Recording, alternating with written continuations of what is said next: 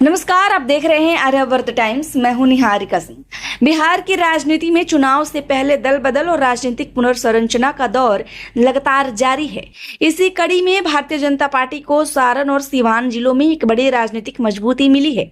राजद और रालोसपा से जुड़े कई प्रमुख नेताओं और कार्यकर्ताओं ने भाजपा की सदस्यता ग्रहण कर ली है। भाजपा इसे अपने बढ़ते जनाधार और प्रधानमंत्री नरेंद्र मोदी के नेतृत्व में जनता के विश्वास का प्रमाण बता रही है, जबकि विपक्ष इस तरह के घटनाक्रमों को राजनीतिक अवसरवाद से जोड़कर देख रहा है। आइए जानते हैं पूरी खबर विस्तार से। पटना स्थित भाजपा प्रदेश कार्यालय में बुधवार को आयोजित एक विशेष मिलन समारोह में सारण और सीवान की राजनीति से जुड़े कई चर्चित चेहरों ने भाजपा का दामन थाम लिया है। भाजपा की सदस्यता ग्रहण करने वालों में पूर्व जिला परिषद अध्यक्ष और राजद नेत्री लीलावती गिरी, रालोसपा के महासचिव एवं राष्ट्रीय प्रवक्ता श्रवण अग्रवाल, छात्र लोजपा गुट के नेता राहुल यादव समेत कई अन्य नेता और कार्यकर्ता शामिल रहे। सदस्यता ग्रहण करने वाले नेताओं ने भाजपा की नीतियों, संगठन और प्रधानमंत्री नरेंद्र मोदी के नेतृत्व पर भरोसा जताते हुए पार्टी में शामिल होने की घोषणा की। इस अवसर पर बिहार सरकार के मंत्री दिलीप जायसवाल और भाजपा के वरिष्ठ नेता और पूर्व प्रदेश अध्यक्ष मंगल पांडे ने सभी नए सदस्यों को पार्टी की सदस्यता दिलाई और उनका स्वागत किया। कार्यक्रम को संबोधित करते हुए मंगल पांडे ने कहा कि भारतीय जनता पार्टी आज देश के सबसे विश्वसनीय राजनीतिक शक्ति के रूप में स्थापित हो चुकी है। उन्होंने कहा कि प्रधानमंत्री नरेंद्र मोदी के नेतृत्व में देश विकास कर रहा है, सुशासन, गरीब कल्याण और राष्ट्रीय गौरव के नए मानक स्थापित कर रहा है। मंगल पांडे ने दावा किया कि यही वजह है कि विभिन्न राजनीतिक दलों और सामाजिक पृष्ठभूमि से आने वाले लोग भाजपा की विचारधारा और कार्यशैली पर भरोसा जता रहे हैं। भाजपा नेताओं ने इस राजनीतिक घटनाक्रम को केवल संगठन के विस्तार तक सीमित नहीं बताया, बल्कि इसे जनता के बदलते राजनीतिक रुझान का भी संकेत कहा। मंगल पांडे ने कहा कि सारण और सीवान जैसे राजनीतिक रूप से महत्वपूर्ण क्षेत्रों में भाजपा लगातार मजबूत हो रही है और आने वाले समय में पार्टी का जनाधार और बढ़ेगा। उन्होंने विपक्ष पर निशाना साधते हुए कहा कि जनता अब विकास और स्थिर नेतृत्व के साथ खड़ी है, जिसके कारण विपक्षी दलों की राजनीतिक जमीन लगातार कमजोर हो रही है।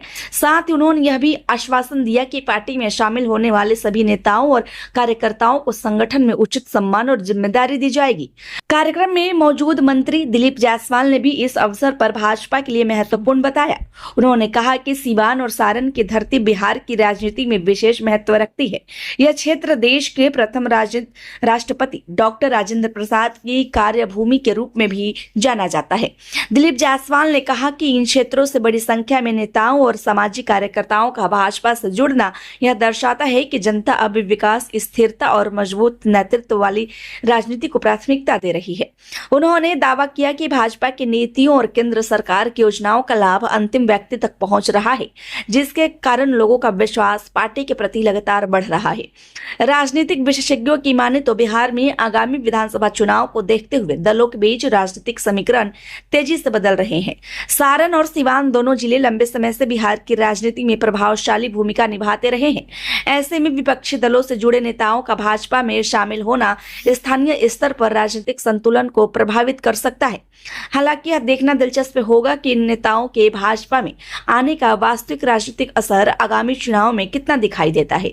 कार्यक्रम का संचालन भाजपा के प्रदेश महामंत्री सरोज रंजन पटेल ने किया। इस दौरान दरौंदा विधायक कर्णजीत सिंह व्यास, सीवान भाजपा जिलाध्यक्ष राहुल तिवारी, प्रदेश महामंत्री नितिन अभिषेक, प्रदेश मीडिया सह प्रभारी प्रभात मालाकार, कार्य मंत्री विनय केसरी सहित पार्टी के कई वरिष्ठ नेता और कार्यकर्ता मौजूद रहे।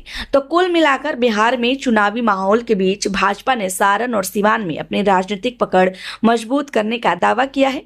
राजद और रालोसपा से जुड़े नेताओं के भाजपा में शामिल होने को पार्टी जहां जन समर्थन बढ़ने का संकेत बता रही है, वहीं आने वाले दिनों में इसका राजनीतिक असर कितना व्यापक होगा, इस पर सभी की नजरें टिकी रहेंगी। वैसे आपकी क्या राय है, हमें कमेंट में जरूर बताएं। खबर अच्छी लगी हो तो लाइक करें, कृपया चैनल को सब्सक्राइब करना ना भूलें। धन्यवाद।